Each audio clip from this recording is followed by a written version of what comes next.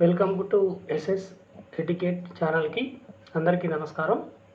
So తెలుసా మామ ఎకానమీలో ఈరోజు ప్రశ్న నాది, జవాబు మీది.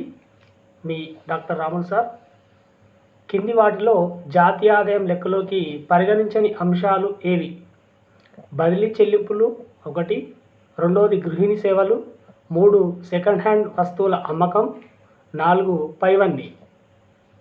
Which of the following are not included in the calculation of national income?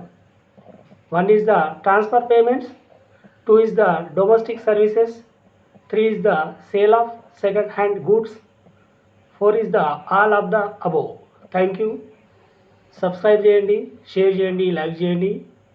SS etiquette channel ఎల్లప్పుడూ మీకు ఎకానమీని అందిస్తూ మీకు అనేకమైన ప్రశ్నలు మీ ముందుకు తీసుకొస్తూ సో మీకు నాలెడ్జ్ని పెంచడానికి ముందుకు వస్తున్నటువంటి ఛానల్ను ఆదరిస్తారని కోరుకుంటూ మీ doctor Ramulu Sudhagoni. Thank you.